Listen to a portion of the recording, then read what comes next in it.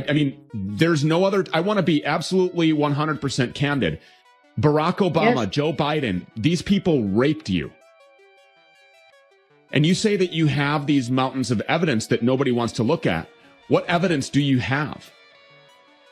We have police reports. We have information. We have videos. We have so much. But again, there's so much that I can't put completely out there, and I have mountains of it. Because for a minute, I was like, I'm tired.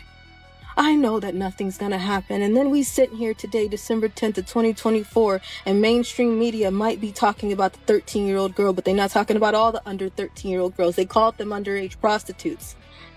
Your story, you're being a voice for so many others that are walking the same path right now. And I thank you for that. But the original story was supposed to be where you are now and where you're going in your future. They tried to ignore her until the moment ignoring her became impossible. Her name is Allie Carter, and imagine this, a voice rising from the edges of the internet, steady, unfiltered, and carrying a story so demon that at first almost no one knew what to do with it. According to Whispers Online, she spent years going live, speaking directly to anyone willing to listen, laying out claims about her past that many initially dismissed. But then something shifted. Suddenly, people are saying her words started to echo in ways that felt far too familiar. But is it really just a coincidence? Or is this one of those moments where what they don't want you to know begins slipping through the cracks? She describes herself not as a public figure, not as someone chasing attention, but as an ordinary woman whose story refuses to stay buried. Behind the carefully curated image of the world most people trust, she claims there are layers few ever get to see. Since 2020, she has been speaking openly, sharing details that, according to Whispers Online, many found difficult to even process at first. 100 women have come forward and given testimony under oath about being assaulted. Yeah. And not one man is facing charges. Yeah. Not one man is in jail. Yeah. It's only one woman who is serving time around it.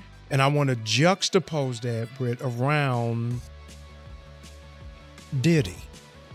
So you have a RICO case. Yeah, let's talk about it. For one man. But Epstein has a whole conglomerate empire. But one man takes the fall for that, but a whole system is just saying, oh, well, this is just bad press. Something just doesn't add up, because she wasn't pointing to just one individual. She was describing what she believes to be a much larger system, a network tied to names, places, and environments that exist far beyond everyday reach. The more you look at it, the less it looks like coincidence. Why now? Why were these claims being made long before similar conversations began surfacing in public view? And then comes the part that keeps pulling people back in. The claim that this didn't begin in the shadows, but within systems that were supposed to protect. People are saying this is where the story takes on an entirely different weight. She describes gathering what she believed was evidence, bringing it forward, only to feel like it vanished in the silence, the kind of silence the public was never meant to question. The questions that refuse to die begin right here. She goes on to describe environments that feel distant from ordinary life, gatherings where, in her words, everything operated under an unspoken understanding. Behind the scenes, behind the spotlight, something far more complex may have been unfolding. There's an arrest coming. There's actually 2 arrests that are already made. There's a 3rd one coming. I don't know why people are sitting on this. I'm ready. I see that some people are not. I've been ready. A lot of you are ready. Like, let's get this right? You're like, just release it. Just drop it. For whatever reason, even on the Ghislaine Maxwell case, people are holding on to names because they know it's going to destroy some of these celebrities because you guys love them. It's going to destroy a lot of these celebrities because they know they're wrong. They've been doing this for decades. They've been putting it in your face. They've been mocking their victims, and they've gotten away with it because who they keep in their back pocket and who they pay. There is a third arrest that is coming. There's 2 that's already down. There's a raid that's about to go on. And on top of that, it's somebody that has something to do with an affidavit that I have already released. I am telling you, we know that it's coming. I knew it was coming when I made sure there was sworn and legal affidavits already ready 6 to 8 months ago. I'm telling you right now that they're about to grab them and they're about to announce it. When they announce it, we got a problem. We got a big problem. Because there's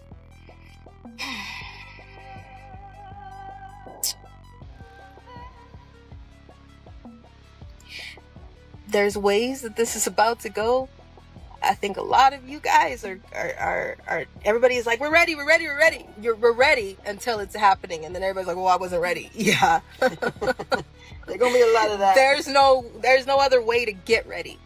There's no other way to prepare. There's no protocol for what's about to happen. The world is going to crumble when they see this next arrest. In the meantime, there's going to be deaths, distractions, and fires to hide evidence. Watch for it. Ask questions, demand answers. You know who's on those flight logs. You do. You know who should be arrested. You all do. You know that laptop from hell is real. You know that the black book is real. You know Ghislaine Maxwell's customers are who everybody is watching in the everyday news, including those who you drop your kids off with every day. Your schools, your doctors, big banks, Chase Bank, Bank of America. There is a lot of people that are attached because this goes very deep. I told y'all this is a spider web that is tangled and tangled and tangled and woven intricately. I am telling you right now that once one goes, it's going to pull on a big string. That arrest is coming. 90s, we need your help. Even after her life reportedly unraveled in very real ways, she continued speaking, as if driven by something that couldn't be ignored. According to Whispers Online, that persistence is what keeps her story alive today. And just when you think you've reached the edge of it, another layer appears. Claims of a secluded island, a place she describes as being used by individuals with enough influence to keep anything hidden. Imagine this, a location where, if her words are to be believed, the rules simply didn't apply in the way most people assume they do. Something just doesn't add up, and the deeper you go, the more it feels like shadows behind the spotlight are only beginning to reveal themselves. According to Whispers Online, this is the point in her story where reality begins to blur into something far more difficult to comprehend. And I allowed them to believe I was in touch with Ali Carter, that she said she was in trouble and she needed my help. And the second that I did that, 8 different content creators instantly went to work, tearing Ali Carter apart. You had the Fiend team and King Twirl, old Squidward, old Mark QCO, and his crackhead squad. And then you had what is it? The two hoes, the 2 weak hoes. They were, now see, it's so funny because they were the ones that said that they were exposing her. And then everyone exposed Ali Carter before. But the thing is anybody who comes through here, anybody who comes through my channel, we need 300 more likes, folks. Double tap that screen. This is a mobile upload. All you have to do is tap. But for anybody who comes through here, if you want to talk to me about that young woman, then please address her by the name her mother, her real birth mother, calls her by. The name her mother gave her, which she had until she got adopted and changed her name, which is usually what a lot of scam artists do when they don't want to be, found out. Her name is Tori Outlaw. Her name is Tori Outlaw, and allegedly, and from what we can see, is on pharmaceutical. All of that crying, all of that screaming. And then it was the 2 weak people that actually went and tracked down the music video the dangerous music videos that she sits online telling everybody, oh, don't do this and don't do that and don't do this and don't do that and whoopty whoopty woo and yada yada yada and so on and so forth, right? She was in the video looking thirsty, dehydrated, all over some weirdo white guy I don't know. She describes being moved through hidden pathways, beneath everyday places people never question, spaces that, in her telling, existed right under the surface of normal life. Imagine this, locations you pass without a second thought, concealing something far more complex below.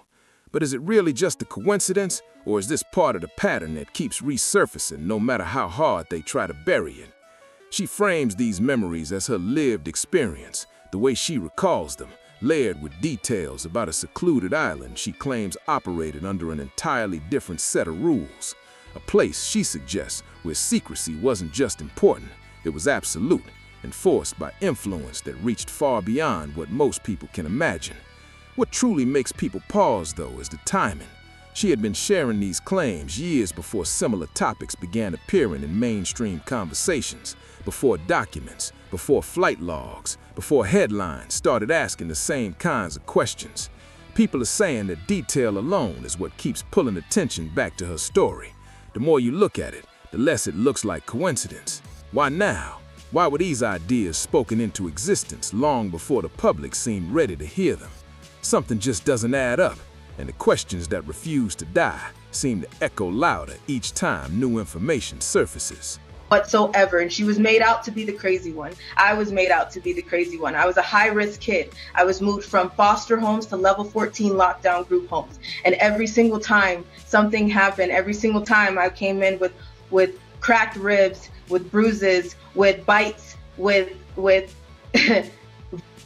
beyond, no one did anything. I went from shelter to shelter, from CPS report to CPS report. And CPS is your cover-up. CPS is corrupt. CPS buys and sells and trades children. That is their major facade. There are some good social workers out there, and there are some social workers that know that they cannot speak on things, they cannot do certain things, and they have to abide by certain rules, because if you don't, you will be abused too, just like there is in the Brotherhood Freemason Cops. There is a secret society in the Freemason Cops as well. We are not safe. We have been threatened, harassed, stalked, and hunted down because I mentioned that I was trafficked under the Getty Museum. I have so much evidence. I have so much information, but I don't know who to give it to, and I don't know who to honestly talk to, because there's nothing that has come of it. I don't know if Trump is going to do something, because that's the only reason why I do have something to believe in Trump, because he has given money to trafficking organizations, but 501c3s are cover-ups too. So what exactly and where exactly is this money going, and is there any really help? Because there's not, while we're out here, our gate have been, our house has been broken into, our animals have been killed. We have been away from our home for a year. We can't go back without police coming out and asking us where we have been. We have been stopped and pulled over in 8 states without a ticket, without a warning, and without any logical reason. They just want to know where our car is, what time that we'll be back, where are we parked, and how long will we be out, and how much money do we have. This is not normal. And everybody knows that something is wrong. So when you say that Trump has given money to trafficking organizations, you mean organizations that fight trafficking, right? Human trafficking. I just want to make sure that I understand that. He's not participating in funding human trafficking. No, that's not what I believe, and no, that is not what I've ever heard. I believe that Trump has done something because he is the only president that has mentioned it, and Trump is the only person that I haven't seen, to be honest with you. So firsthand, these people were in a room with you and I mean, there's no other, I want to be absolutely 100% candid. Barack Obama, yes. Joe Biden, these people raped you. And you say that you have these mountains of evidence that nobody wants to look at. What evidence do you have? We have police reports, we have information, we have videos, we have so much. But again, there's so much that I can't put completely out there, and I have mountains of it. And then there's the consistency, the thread running through everything she has said over time. A Across interviews, live streams, and statements, her narrative has remained strikingly steady, something that, according to whispers online, is hard to ignore in cases like this. But this is also where the story widens, where another name enters the frame, one tied to decades of influence, success, and carefully maintained image. She referenced attending exclusive gatherings connected to this figure long before any public scrutiny began to build. Behind the carefully curated image, she hinted at something far more layered, something existing within the shadows behind the spotlight. She described these events not as ordinary gatherings, but as something far more structured, where roles and expectations were understood without being spoken aloud. People are saying her use of certain phrases, descriptions of how individuals were treated within these environments left a lasting impression on those who followed her story closely. And when the headlines finally caught up, when public attention shifted in that direction, her response wasn't celebration, it was disbelief. She openly questioned whether accountability would ever come, which raises a deeper question. What they don't want you to know might not just be about events themselves, but about why belief felt so out of reach in the first place. Even more complex is the way her claims extend beyond a single figure, touching on multiple well-known names across the entertainment world. Now, it's important to be clear, these are allegations made by one individual, and none of those mentioned have been convicted in connection to what she describes. Still, the specificity of her accounts is what keeps people watching, listening, and questioning.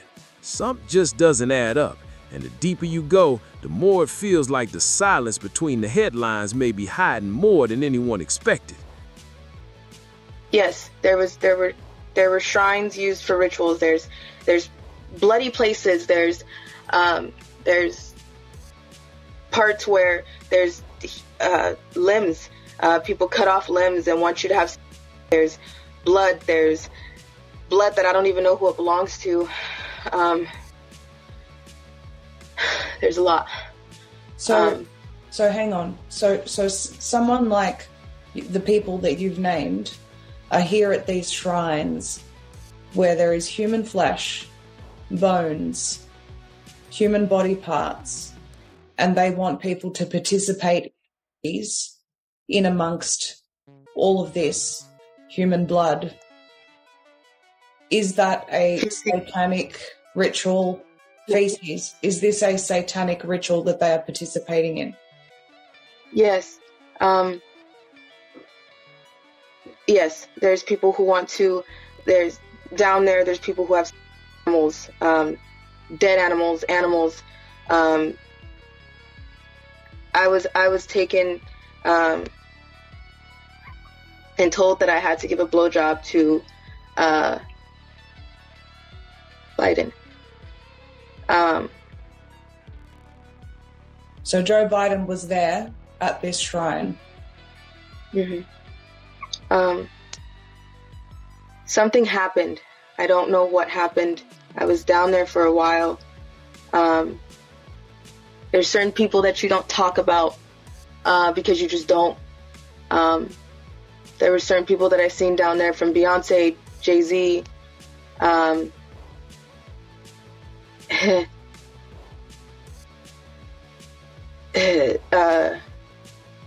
You don't tell on P. Diddy, but P. Diddy.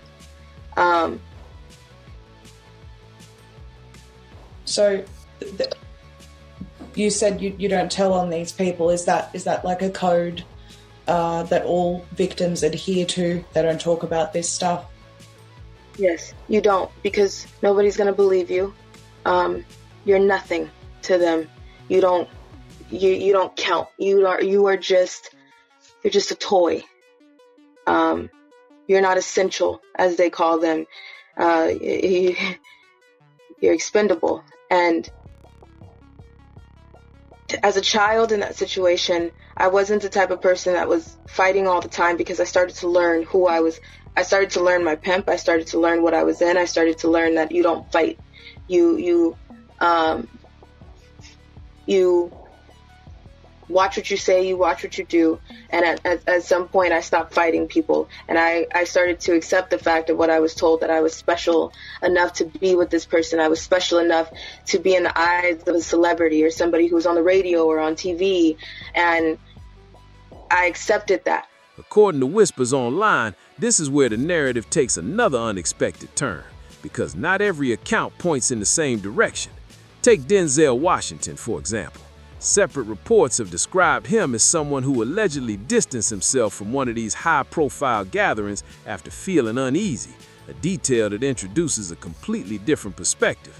But is it really just a coincidence that such contrasting accounts exist within the same orbit? Something just doesn't add up, and the more you look at it, the less it looks like coincidence. Because what keeps drawing people back to Allie Carter's story isn't just the names, it's the specificity. She doesn't speak in vague generalities. She describes moments, environments, behaviors, the kind of details that feel almost too precise to ignore. And then the focus shifts again. Another name begins to surface more prominently in wider conversations, especially as separate legal cases start to unfold around similar timelines. According to whispers online, Allie had already been referencing these connections long before headlines caught up. Now, it's important to be clear. These are allegations, and those mentioned have denied wrongdoing. But people are saying what makes her stand out is not status, not influence, but the absence of it. No carefully crafted statements, no media training, no protective layer that usually surrounds figures in the public eye. Behind the carefully curated image of the industry, she was simply speaking, raw, direct, and without a filter. And the more you listen, the harder it becomes to simply dismiss it as noise.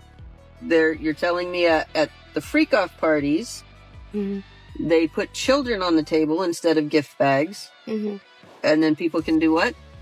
Take you off the table and have, even though it's against the rules to do certain things like or full health. And that's against the rules. Like for me, that was against the rules, but that didn't matter. That did not matter. So they come choose you off the table, do whatever they want with you, and then what happens? Then they put you back on the table. They put you back on the table for somebody else to come choose you? Okay. That's called a party favor effect. That's just one of the little things that go on at the freak-off parties with children. Were there animals there? Goats. Did they turn the animals loose on the kids? Yeah. And if you got sick and threw up because it was so disgusting, what happened? You had to eat it. You had to eat your vomit if you threw up. That's satanic ritual abuse. Diddy was at this party? Denzel Washington was at this party? Yep. Birdman was at this party? Yes, he was. And Young Jock? Yep. And you're telling me Denzel was there and it was after 1 o'clock when he supposedly left? And beanie, socks, and a gold chain. So you're telling me Denzel Washington was butt naked, he had a beanie on, socks on, and a gold chain, and that's it. In front of children. Yep. Funny. Because he sure portrays himself to be holier than thou. Well, so a lot of them do.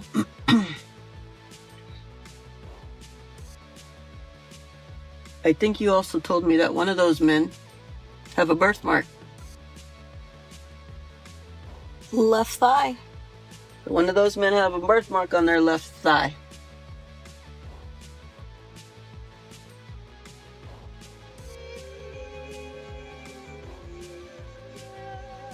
Yep.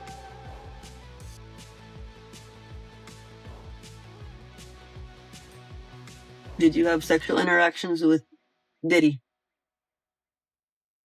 Yep. Denzel? And I know we don't tell on Denzel. You might not tell on Denzel, but your mama gonna tell on everybody. I ain't keeping no pet secrets.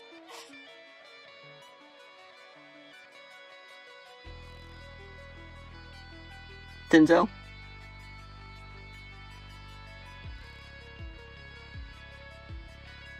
Yep. Birdman? Did Birdman promise you things? So much. Like what he promised Lil Wayne at a young age. Because you know we share the system together. Share a birthday together too. I know a lot of you have seen P. Diddy get guardianship of a lot of young kids. That means he holds their contracts. I know you heard me talk about Allie's contract and how often it gets auctioned off, and the things that come from that when it's auctioned. So when you're seeing that he was a guardian for these children, he's holding their MK Ultra contracts is what that translates to.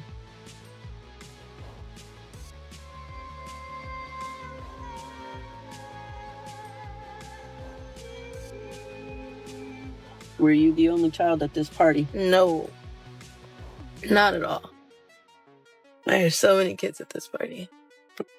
Were there also so many celebrities? Yep. That whole they leave at a certain time, that's not true. Everybody has to take DNA test, saliva test, blood test, give up your phone, give up information, any trackers or locations, no weapons, no cameras. So zoom out for a second, because her story doesn't exist in isolation. It overlaps with locations and events that have already captured global attention.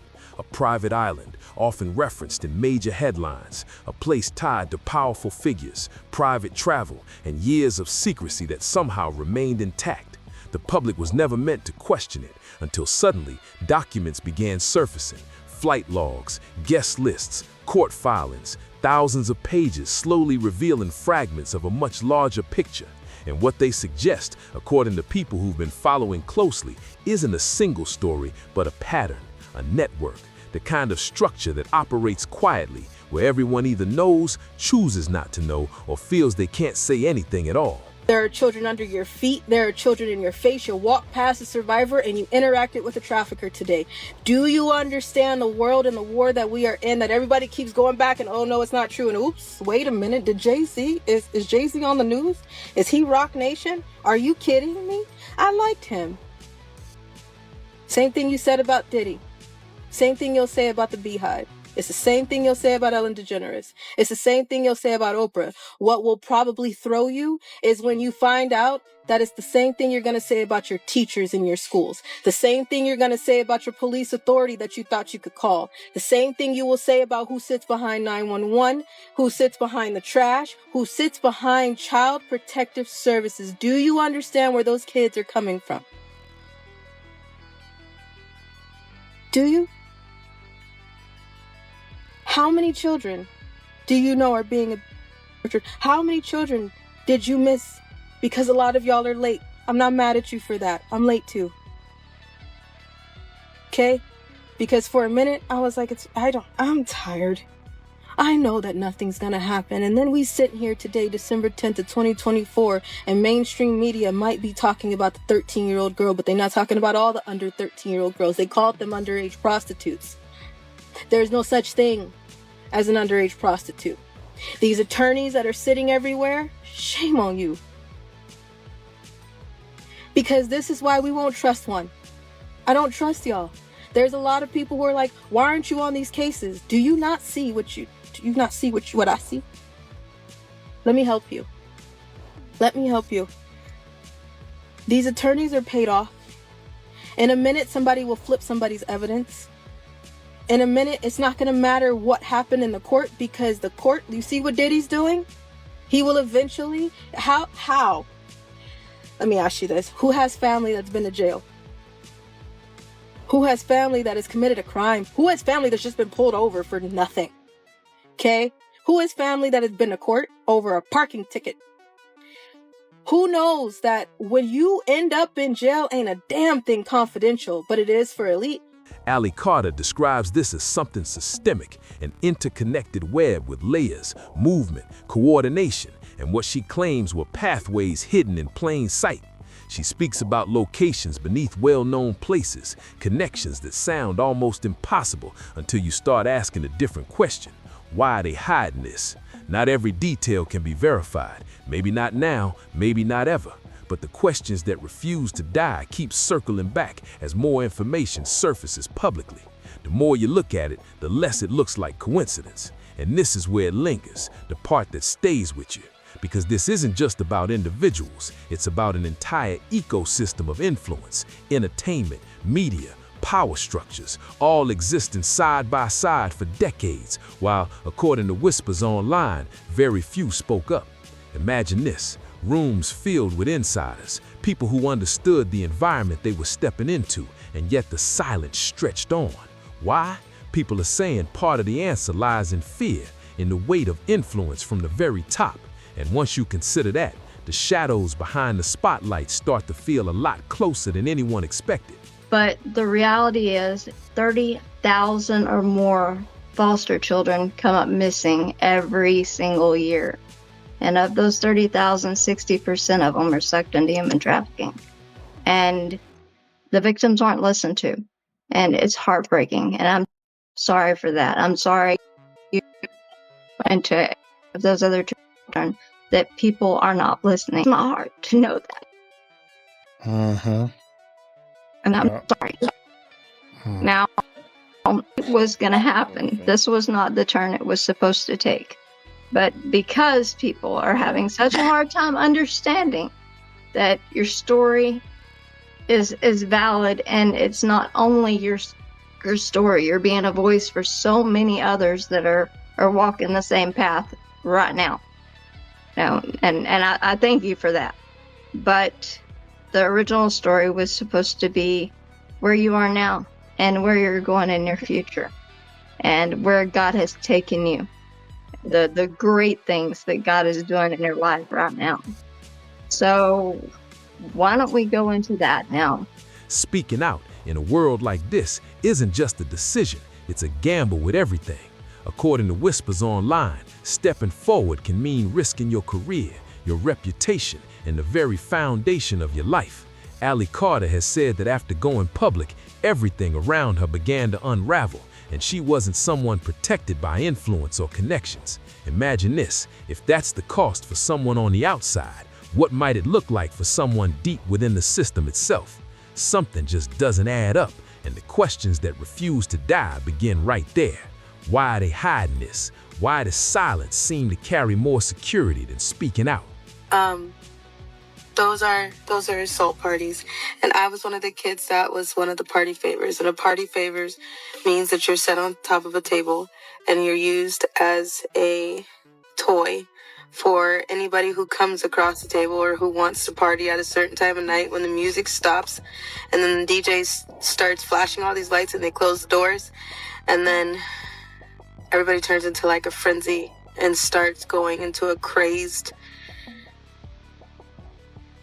animal-like demonic state, and you have no idea what's going on. And yes, there was a time where I was just like completely don't give a shit that happened, and I was the type of kid that thought that, you know, you're in the presence of royalty and they make it seem like you're in the presence of Hollywood, so you should be honored and you should be appreciating that you're there. And I was that person. I totally acted like that. I was like, oh, it's fine, you know, it really doesn't matter. But then it really did matter when my pimp was like, he had rules. He had lots of rules, and it was more money. And if you know the difference between a pimp, a John, and a trafficker, the trafficker is the supplier, but the pimp is collecting the money, and the John is doing the buying. So if the pimp is saying that Full House, actual, full-blown, is it, by the way, kids, don't watch this. Goodbye. I love you. Goodbye. If you found my stuff, get off right now. This is the moment where I'm telling you I'm angry. I forgot to put that reminder in the beginning. Okay, cool. Goodbye. What was I saying? Full House. Thank you. If the pimp paid for if there's rules to Full House, rules to anal, and there's rules to all kind of different jobs. Okay, so at a certain point, I was not brought or traded for, but that didn't matter. to a few celebrities that were there. It's not just celebrities, there's a lot of different people. They called it an all-black party, but it was mainly because a lot of the party favors were black kids. I was in the care of Riverside County Child Protective Services at the time. I was 15, barely 16. 15, 16. It's foggy. A lot happened that night, and I went really numb. And if there's videos or if there's anything that could go from that, then pull them. Because we all know that there's so many cameras around. So I can try to post the affidavits and I can put out what happened, but at the same time, what am I supposed to do when nobody's really asking about the kids that are present in these parties now and were then, because they're really just going after all the celebrities and the adults, which I'm happy that we're finally here, and I'm grateful that we're finally pulling the names that need to be pulled and the big fishes that need to be pulled. Then there's the role of money, the quiet engine behind so much of what stays hidden. People are saying these systems don't just exist accidentally, they are sustained. Agreements get signed, situations get resolved behind closed doors, and what the public sees is only a fraction of what actually unfolds. Behind the carefully curated image, there are layers, arrangements, understandings, and perhaps most unsettling of all, individuals who may have benefited simply by not asking questions. The public was never meant to question, and yet here we are, looking closer than ever. The more you look at it, the less it looks like coincidence. But the reality is 30,000 or more foster children come up missing every single year. And of those 30,000, 60% of them are sucked into human trafficking. And the victims aren't listened to. And it's heartbreaking. And I'm sorry for that. I'm sorry and to those other children that people are not listening. It's not hard to know that. And I'm sorry. Now, it was going to happen. This was not the turn it was supposed to take. But because people are having such a hard time understanding that your story is valid, and it's not only your story, you're being a voice for so many others that are walking the same path right now. And I thank you for that. But the original story was supposed to be where you are now and where you're going in your future and where God has taken you. The great things that God is doing in your life right now. So why don't we go into that now? History has seen moments where the surface cracked before, times when long-standing silence finally gave way to accountability. But even then, it took years, voices stacking one after another before anything truly shifted.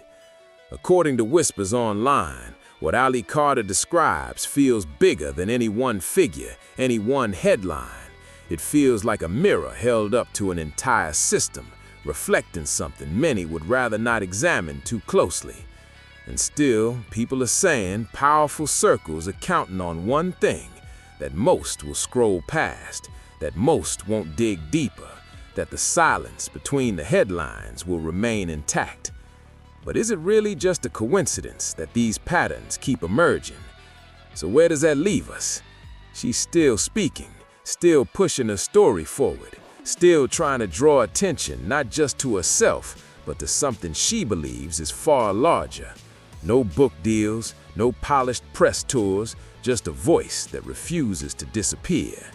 And whether you believe every detail or not, one question lingers heavier than the rest. Why would someone continue, year after year, facing doubt, losing stability, and still choosing to speak? Something just doesn't add up, and maybe that's exactly why it's so hard to look away. Comment below with what you think is really going on. Leave a like if this gave you chills, and subscribe, plus turn on notifications for more hidden Hollywood secrets.